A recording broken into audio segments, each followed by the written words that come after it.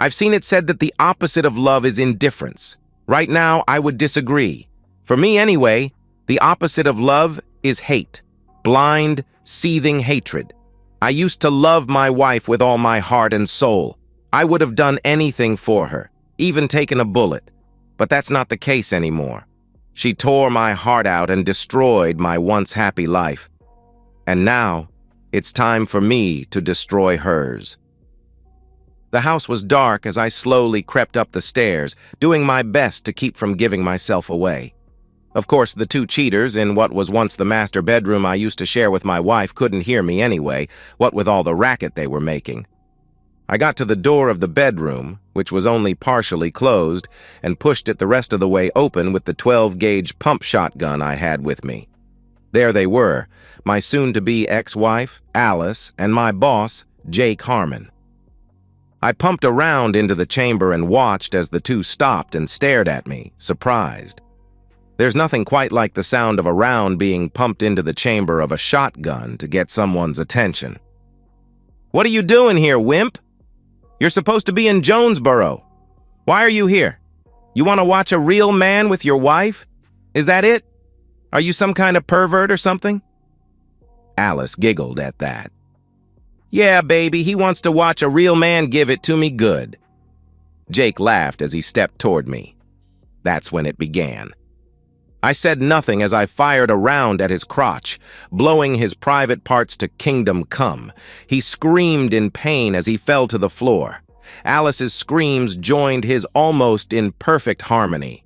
I pumped and fired again, this time taking off the top half of Jake's head. Alice kept screaming, so I turned my attention to her. The first round silenced her screams as it removed most of her face. The next 15 rounds left her a bloody mess on the top of the bed.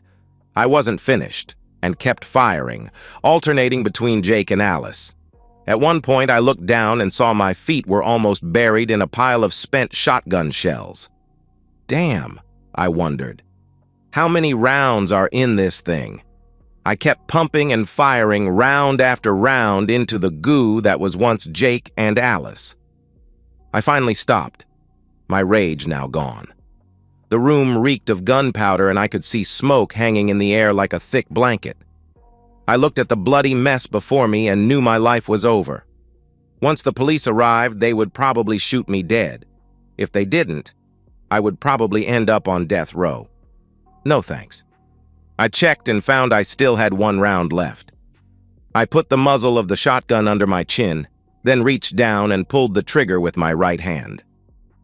I sat up in my bed, my body soaked with sweat.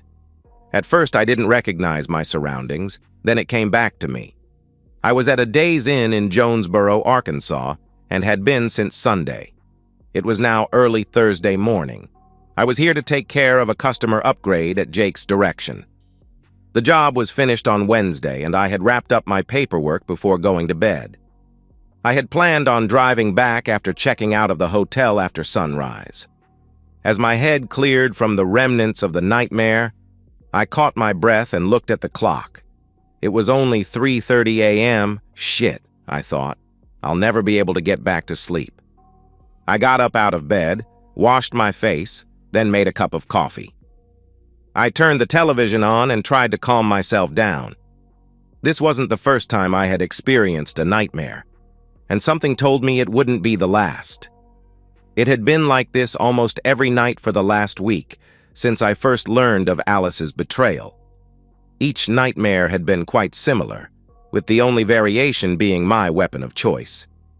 I remember one time I dreamed that I was carrying a mini-gun and had shredded both their bodies with thousands of rounds of ammunition. In another dream, I actually carried a rocket-propelled grenade and blew them, along with the bedroom, into oblivion. Then there was the dream where I actually used a nuclear device and destroyed half the county along with the two cheaters.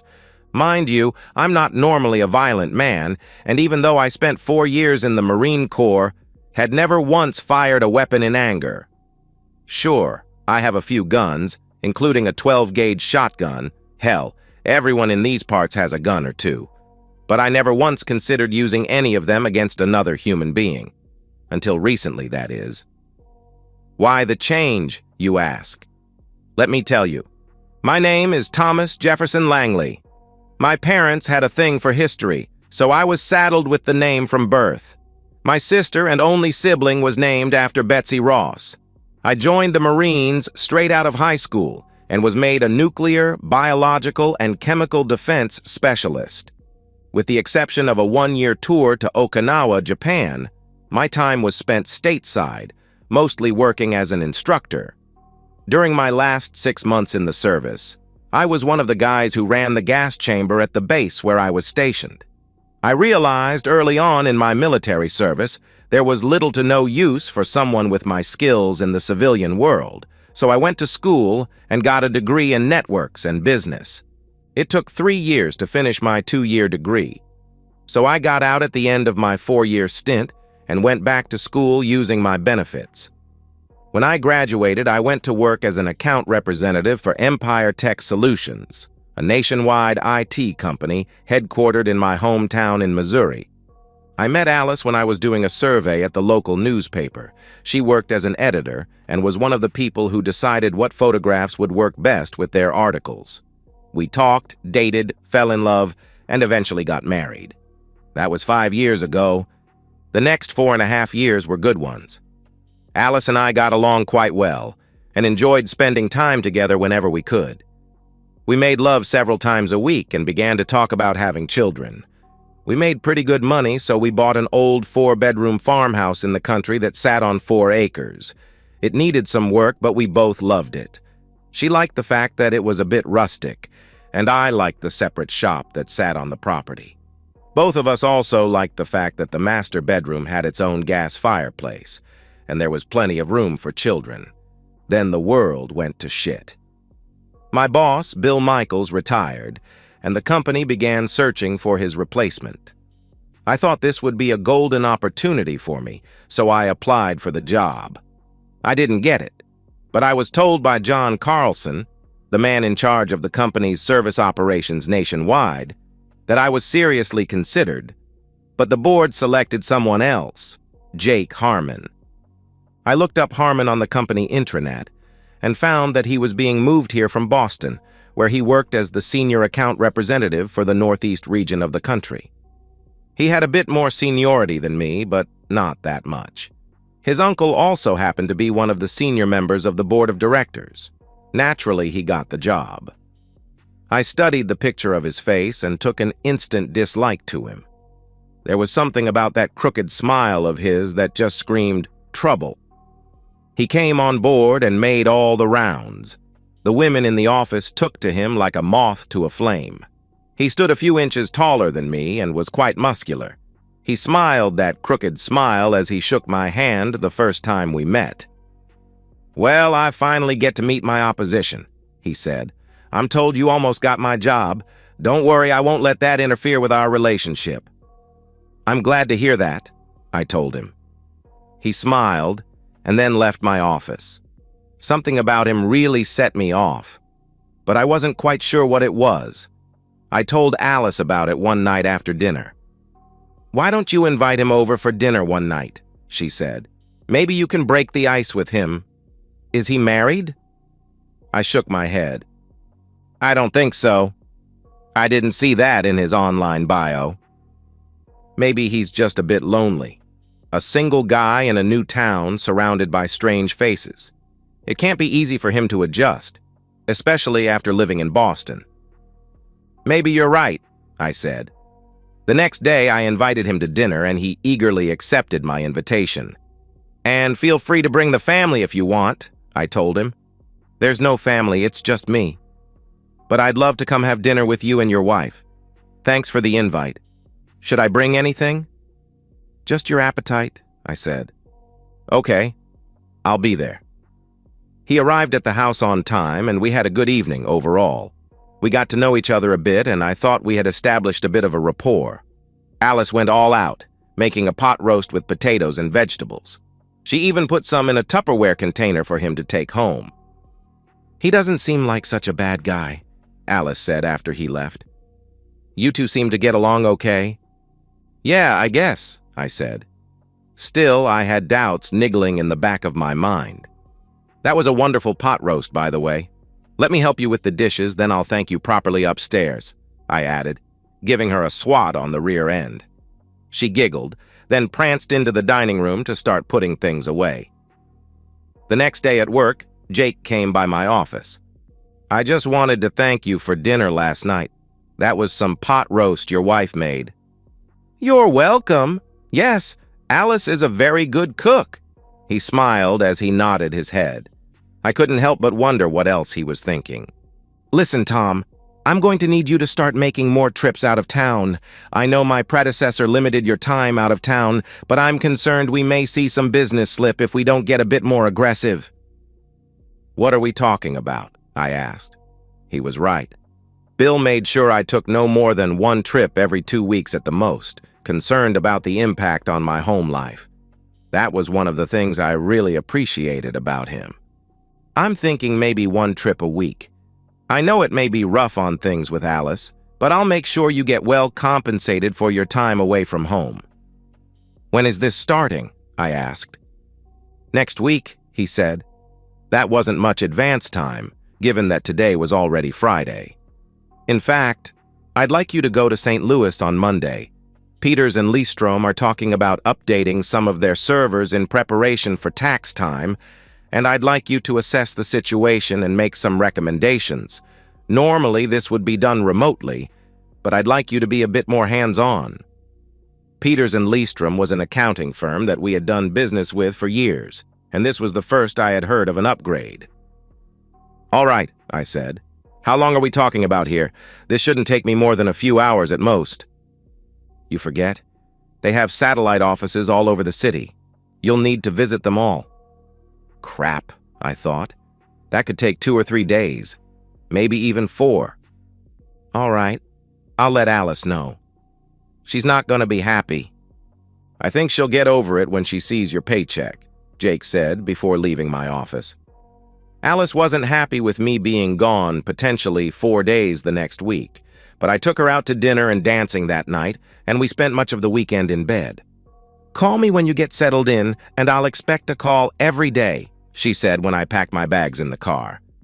Fortunately, St. Louis was close enough that I could drive there. And you'd better be on your best behavior.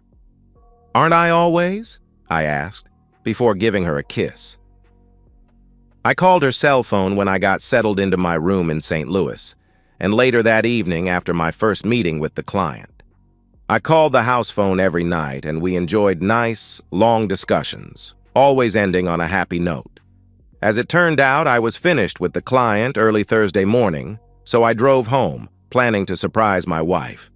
We had a great reunion, and I thought everything would be all right. The next couple weeks weren't too bad. I ended up being gone only 1 night on those weeks. After that, things started to change.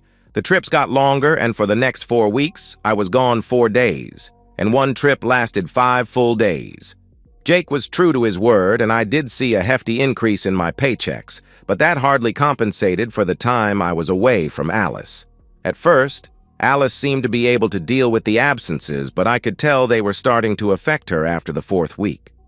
After I got home that week, I thought I detected the odor of cigarettes. Both Alice and I smoked when we first met. After we got married, we decided to kick the habit together. It was hard at first, but we finally did it. We've been smoke-free for about 2 years when all this started up. I asked Alice if she'd been smoking while I was gone. Yes, I'm sorry, it's just so hard when you're not here. I understand. You do realize I have no choice. Jake's the one sending me out all over the place. I understand. I just don't like it, that's all. I wish you were home more often. I do too. Maybe I'll have a talk with Jake and see if he'll let up just a bit. I did talk to Jake about it, but he put me off and said it was part of the job. If I didn't like it, he said, I was welcome to find another place to work. Like a good company man with bills to pay, I sucked it up and kept working, but I did put out some feelers. About a week later, I had just arrived home from a trip and was getting ready for bed when Alice asked me to turn on the fireplace. We both enjoyed having it on as we made love, so I went to turn it on. That's when I noticed the pilot light was out. I wondered what could make that happen and couldn't get it to stay lit. So I turned off the gas to the unit and made a mental note to call in a technician. Because of my schedule, it took a couple of weeks before I could get anyone out to take a look at it. After doing his diagnostics, the tech looked up at me and shook his head. "I'm sorry, Mr. Langley, but that regulator shot. It's probably been in there at least 60 years now." "Can you replace it?" I asked. He shook his head.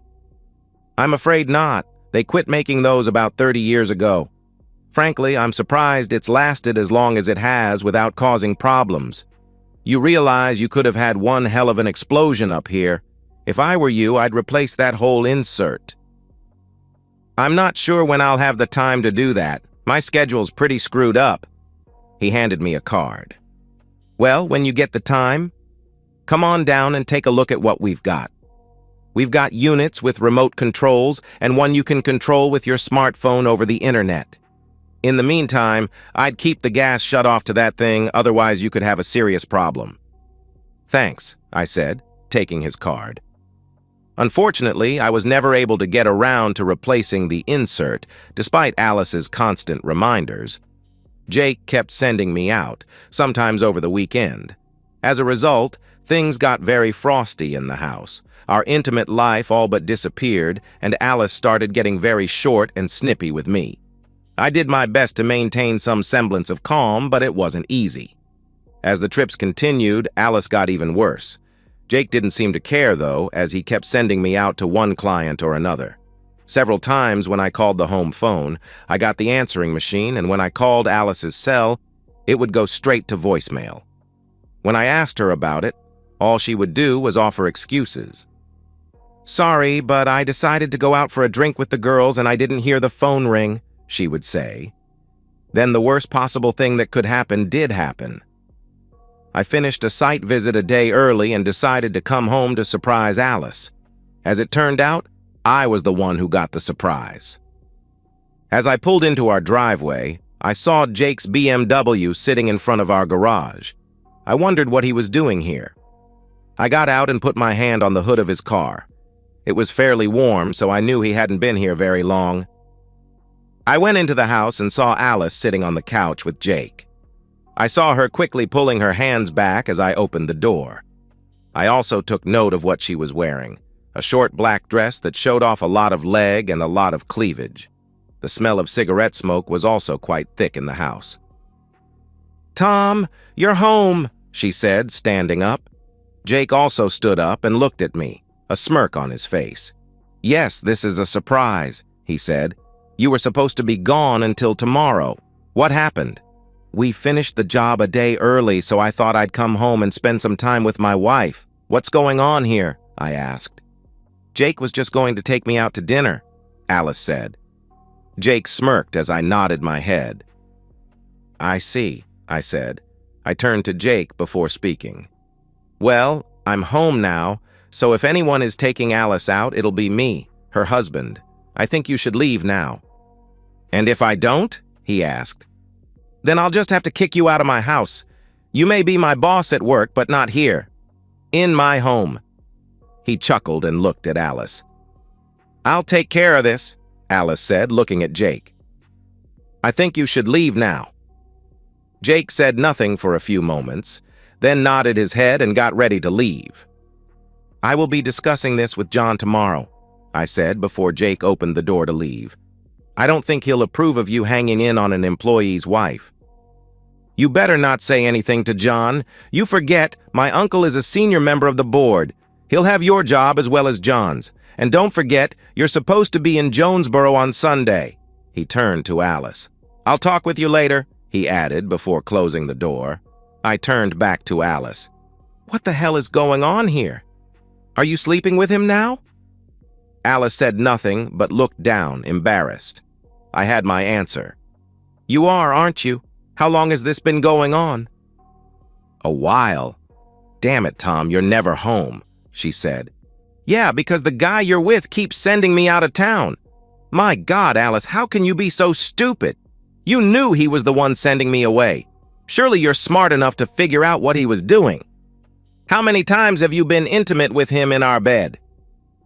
"I don't know, I haven't counted. she replied. Have you fallen in love with him? A bit, I'm afraid, but I still love you. I just wish you were home. You know what this means, don't you? I asked. What? She asked. It means I'll be getting a divorce as soon as I can. There's no way I can put up with this. Please, Tom, don't. I don't want a divorce. So what? You think you can have Jake when he sends me away, then give me his sloppy seconds when I get home? I asked. I've never given you sloppy seconds, she said. You haven't given me anything in a couple of months or so. Damn it, Alice, how could you be so damn selfish? So what are you going to do now? Do you still want to take me out to dinner? Are you kidding me? I'll have to get a motel room for the night. There's no way I'm sleeping in the bed again, not after you've been with him in it, and there's no place else here for me to sleep. I'll be damned if I'm going to try sleeping on the couch. Besides, the whole place reeks of cigarettes. Do you let him smoke in here, by the way? We both smoke in the house. I'm sorry. I stood up and looked at her before speaking, trying to control my rage. Let me get one thing straight. I'm going to find a motel room for the night. I'll come by tomorrow while you're at work to get some of my stuff. If you bring that into my house again before the divorce is final, you'll both wish to God you'd never been born. Understand me? Yes, Alice said, tears falling down her face. I couldn't help but wonder why she was crying, since she's the one who caused all the hurt. I stormed upstairs to grab a suitcase and some clothes and saw the ashtrays on both nightstands. They were both filled with ashes and cigarette butts. The room reeked of stale cigarette smoke and intimacy. It was all I could do to keep from throwing up. I packed enough things for a couple days, then went back downstairs. Alice was still on the couch. I'm leaving now, I said. Here, I added, taking off my wedding ring. I tossed it on the table in front of her. I won't be needing that anymore. Remember what I said? Goodbye. I walked out of the house, got in my car, and left. I don't know what she did after I left, and I frankly didn't care. All I know is that she didn't pepper me with calls or texts after I left. I found a motel that rented rooms with kitchenettes by the week and paid for 2 weeks in advance. I had a feeling I would be there a bit longer than that, though, and I didn't want to risk the room being taken when I got back from Jonesboro. I got settled in, and that night was when the nightmares began. The next day, I got to work a bit early and turned in all my paperwork. Purposefully avoiding Jake, I went to see John Carlson, who was the next one up in my chain of command. Tom, you're here early. How did everything go? Went well, John. I've already turned in my paperwork. Listen, I have a personal problem I need to deal with before I leave for Jonesboro, and wondered if I could take the rest of the day off. Have you spoken with Jake yet? He asked. Well, Jake is part of my problem, I said. He looked at me, startled. Oh? You want to tell me about it? I spent the next few minutes telling him what transpired the previous evening and what Alice had told me. So, I need to get more of my things and go see a divorce lawyer today. That's why I came to you instead of going to Jake. I see. All right, go ahead and do what you need to. I'll take care of Jake. And listen, if you need to talk to someone, feel free to call me anytime. I thanked him and left the building. Fortunately, I was able to avoid Jake. I stopped at a coffee shop and grabbed a quick breakfast while searching the web for a divorce lawyer on my smartphone. I found one and made an appointment for that afternoon. After I finished my breakfast, I looked at the time and figured Alice would be gone to work, so I headed to what used to be our house. Her car was nowhere to be found, so I parked and went inside. The place still reeked of cigarettes, but it wasn't as bad as the previous night. I went upstairs and got some more of my things and carried them to my car. I grabbed some trash bags and filled them up with as much as I could carry and put those in the car as well. I figured I would need a storage unit for all this crap and made a note to rent one that day. I went into my shop and took inventory of everything I had there. Naturally, I couldn't stash all this in the car, and I knew I would have to come back for it. Then I found something I forgot I had. a small round container with about 10 old CS training tablets, the kind I used to use in the gas chamber. For those who don't know, CS, or 2-chlorobenzylidine melanonitrile, is one of the most commonly used tear gases by the police and the military. Technically, it's not really a gas like hydrogen or oxygen. It's more like tiny particles that get into literally everything: clothes, hair, eyes, you name it. We used these tablets to simulate a chemical attack when we held gas chamber training, and it's extremely effective. When I was in the service, we would typically take 1 or 2 of these tablets and place them on a metal plate. The plate would be heated and the capsules would melt, releasing the gas. 2 capsules were usually more than enough for a decent gas chamber exercise. A person exposed to CS would experience a burning sensation on exposed skin, tearing of the eyes, and a burning irritation of the mucous membranes of the nose, mouth, and throat. This results in coughing, extreme nasal discharge, disorientation, and difficulty breathing. It's not a pleasant sensation, but passes fairly quickly after a shower. I used to conduct impromptu field training by surreptitiously sprinkling some CS powder in ashtrays, usually when we went into the field. Since the chemical reacts with heat, anyone who used the ashtray would find themselves in their own personal little gas chamber. I had a wicked thought and took the capsules into the house. I opened a capsule and sprinkled the powder in one ashtray, then did the same to the other. If Alice and Jake decided to enjoy a post-coital cigarette, they would be in for a surprise.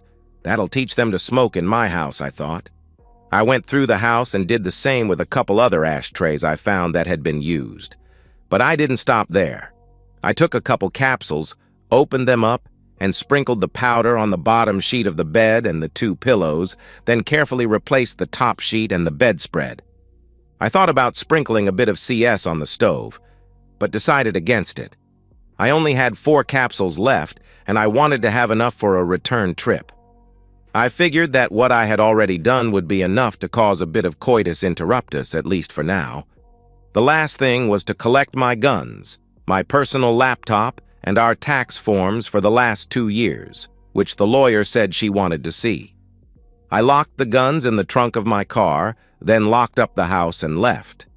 I headed for a storage facility, rented a small space, and stashed my stuff until I could find another place I could call home.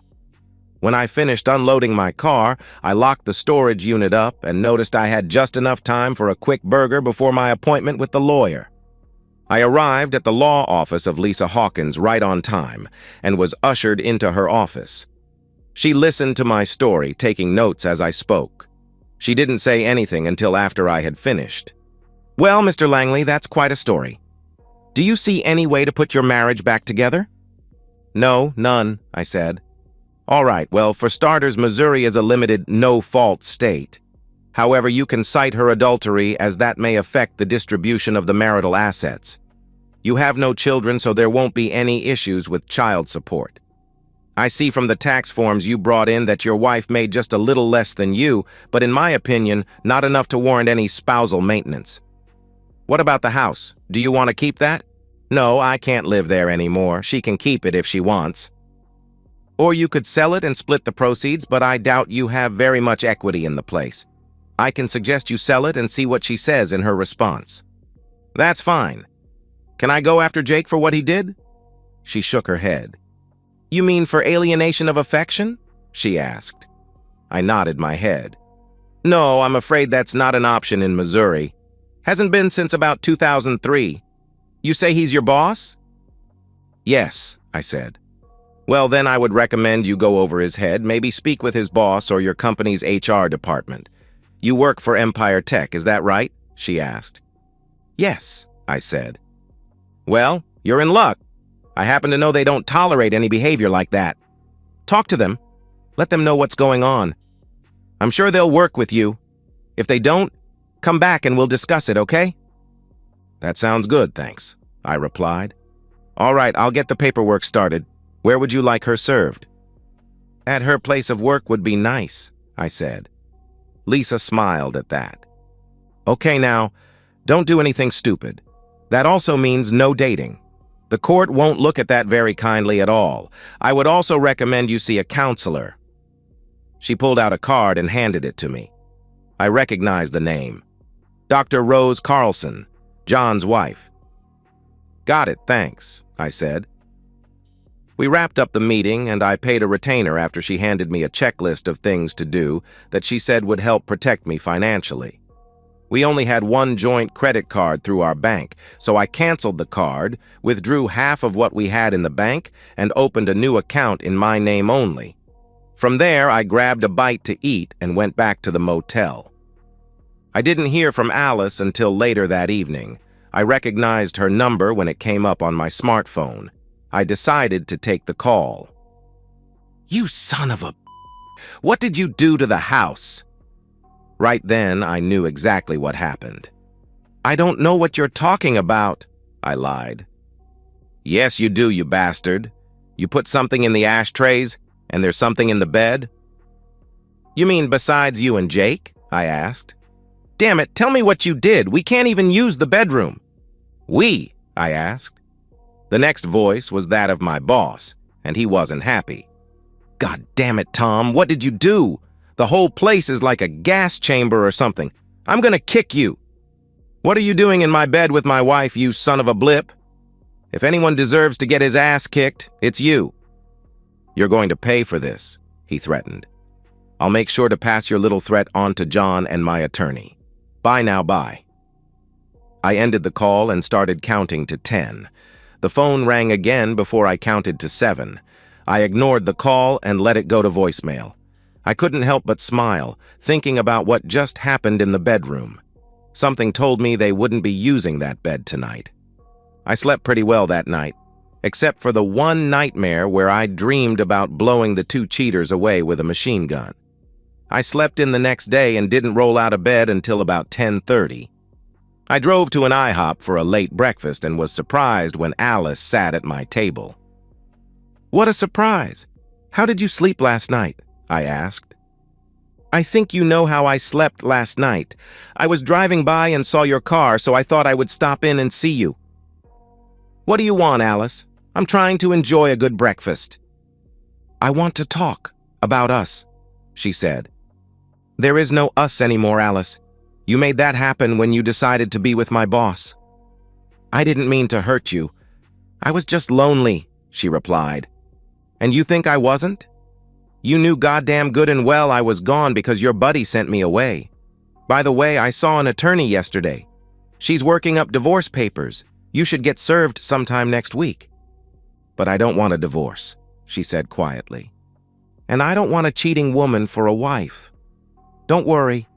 I'm letting you keep the house unless you want to sell it. Either way is good for me. And your credit card no longer works." "I know. I found out this morning when I tried to pay for gas. I had to use cash. So tell me, what did you do to the house yesterday?" "I have no idea what you're talking about. I simply came by to get some more of my things, especially my guns and my computer. Tell me, what happened?" "Well, Jake and I were enjoying a cigarette in the bedroom before going to bed. I know you don't like smoking in the house, but we figured you weren't coming back, so it wouldn't make any difference. Right after we ground our cigarettes out, we both started feeling a burning sensation. We started coughing, and snot was hanging out of our noses. I knew you had done something, but I didn't know what it was." "Well, I guess you won't be smoking in the bedroom anymore. So what did you do? Go to Jake's apartment?" "Yeah, we spent the night there. Nothing happened, though. Neither one of us was up to it by then." "That's just too bad," I told her sarcastically. "So, what are you doing now?" "I'm going back to air out the place and clean up the bedroom. Look, I know things are over between us, but I was wondering, is there any way we can at least part as friends?" I couldn't believe the nerve of this woman. I set my fork down and looked at her before saying anything. "Friends? You did the worst possible thing a woman can do to someone she claims to love. You betrayed my trust and broke my heart by being intimate with my boss, in my house and in my bed. And you have the damn gall to ask if we can be friends? Let me tell you something, woman. Right now, it's taking everything I have to keep from killing you right here with my bare hands." Her eyes grew wide as I spoke and her face turned white. "Don't you have any feelings for me at all?" she asked, a tear streaming down her face. "Yeah. I used to love you with all my heart. Not anymore. As much as I used to love you, that's how much I hate you right now." "You hate me," she sniffed, "with every fiber of my being, and you'd better tell Jake if he messes with me. I'll rip his Johnson off and feed it to the dogs." Alice recoiled as I spoke. She had never seen this side of me before. She grabbed her purse and stood up. "Now, if you don't mind, I'd like to finish my breakfast in peace. Right now, the sight of you makes me sick to my stomach." "I'm sorry, Tom," she sobbed before she turned and left. I watched her get into her car and drive off. Good riddance to bad trash, I thought to myself. I couldn't help but smile, though, knowing they hadn't encountered the CSI sprinkled on the bed. I spent the rest of the day doing pretty much nothing. I drove around, walked in the park, and then ended up watching a game in a bar while drinking a couple of beers. I thought about going to the house to get more of my stuff, but reconsidered, not knowing how I could handle being around Alice. Afterward, I went back to the motel and got my stuff together for the trip to Jonesboro. I heard from Alice once, on Tuesday after she was served divorce papers at work.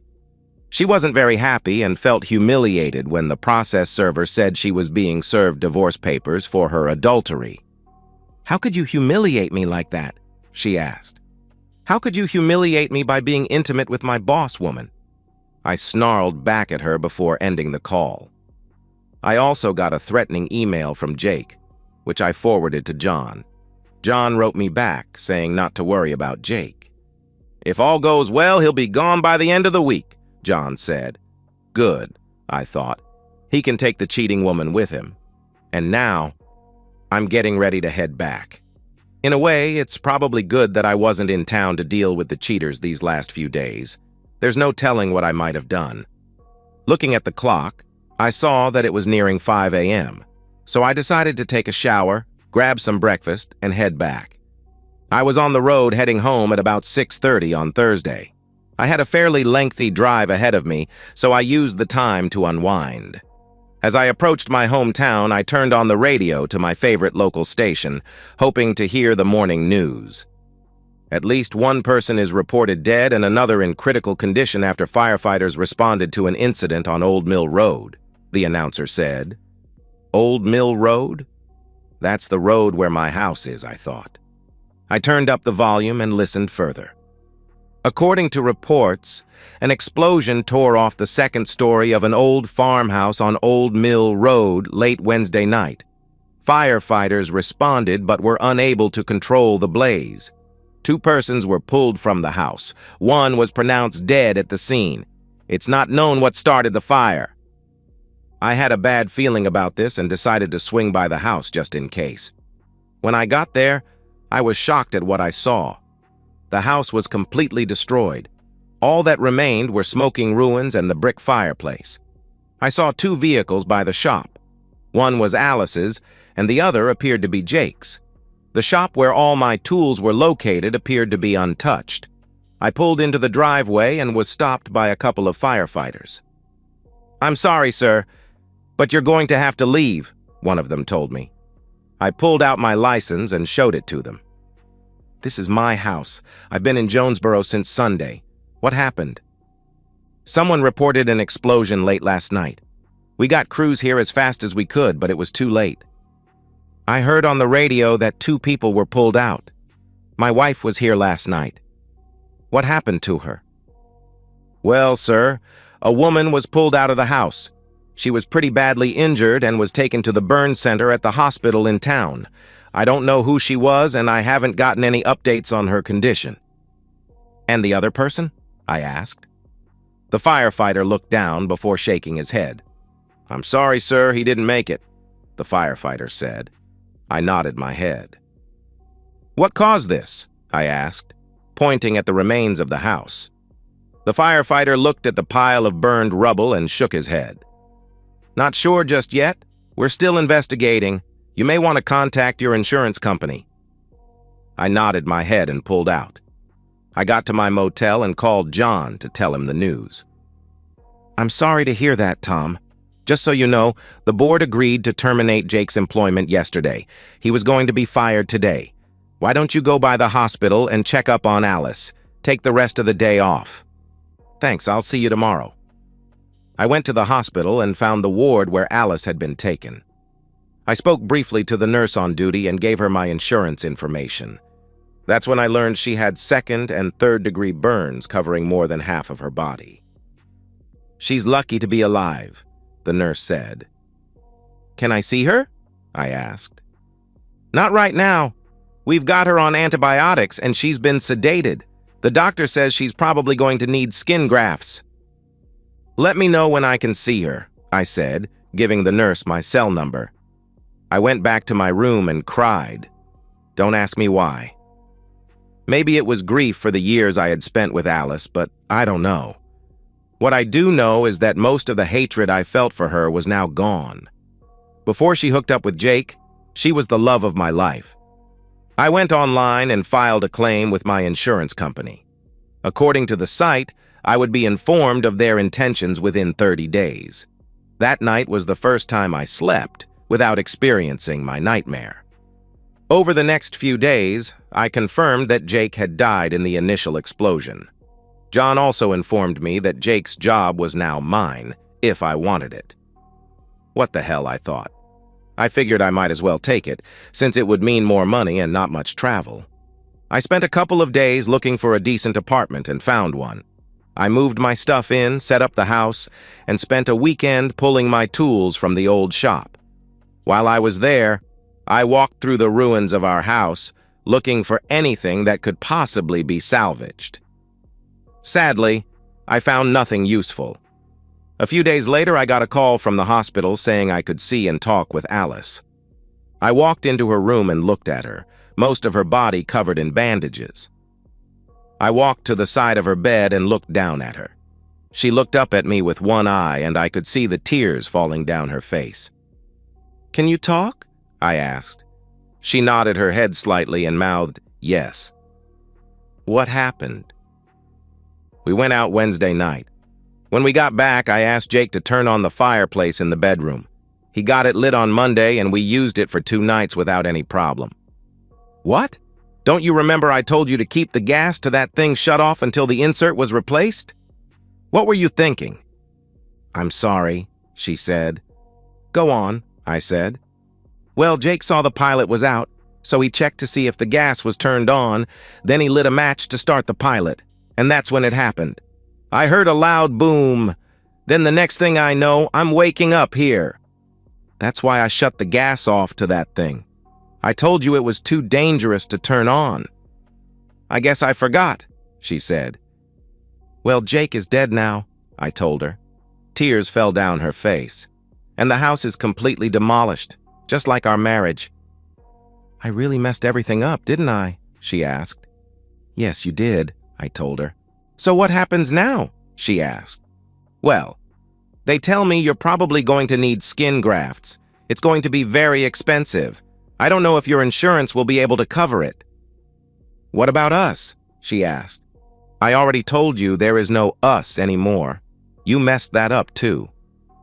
"The divorce will go on," I added as she sobbed. "But I'll keep you on my insurance until you get through this." "Thank you for that. Do you still hate me?" "Not as much as before, but I still don't like you very much." "I understand, Tom," she said. "Anyway, I'll get out of your hair for now. I just hope you've learned your lesson." "What's that?" she asked. "If you play with fire, you're going to get burned," I said before walking out of the room. Much to my surprise, the insurance company came through for me, and I got a check for the damage to the house. There wasn't much left after the mortgage was paid off, and I had no intention of rebuilding, so I talked with Alice, and we agreed to sell the property and split the proceeds. She remained in the hospital for quite some time. The paper put her on an extended paid leave of absence while she recuperated. The divorce went through as my lawyer said it would, and in 60 days, I was a free man. In the meantime, I had started seeing Rose, and she was doing an excellent job of getting me through my anger issues. I kept my word to Alice and kept her on my insurance until she was healed enough to get out and about on her own. The doctors had done a wonderful job on her, and the skin grafts seemed to take hold. Just fine. She wasn't the beauty she was when we married, but she still looked pretty good, despite her scars. As a final gesture, I helped her get set up in a new apartment. I handed her the keys to the place after the furniture was moved in. I hope you like it. I made sure to pick one that doesn't have a fireplace. She laughed as she took the keys. Thank you, Tom, she said, tears forming in her eyes. I appreciate that. You're a good man, Tom, and you deserve a good woman. I'm sorry I messed everything up for us. I nodded my head. Yeah, well, I guess that's the way it goes, I told her, giving her one last hug. You take care of yourself. I will, she said before I walked out. What now? I asked myself. I pulled out my phone and scrolled through my contacts. I couldn't believe so many women had given me their numbers these last few months. I found the number I was looking for and called. Hello, I heard a female voice say. Yeah, this is Tom. You busy tonight? I was until you called, Nancy said. I met Nancy a couple of weeks ago at a club in town. She had the deepest blue eyes and legs that wouldn't quit. You want some more of my lasagna? She asked. You know it, I said. Well, come on over. I'll warm it up for you. I'm on my way, I said, ending the call. Yeah, sometimes playing with a little fire is just what the doctor ordered. And so, we've reached the end of today's story. Was it what you expected, or did it take a twist you didn't see coming? I'm curious to hear your thoughts. Share them in the comments below, and let's get a conversation going. If this story kept you hooked, make sure to hit that like button. And if you're new here or just haven't subscribed yet, now's the perfect time to join our community. I bring you fresh, captivating stories every day, so click that subscribe button and turn on notifications so you never miss out. Thanks for watching, and I'll see you in the next one.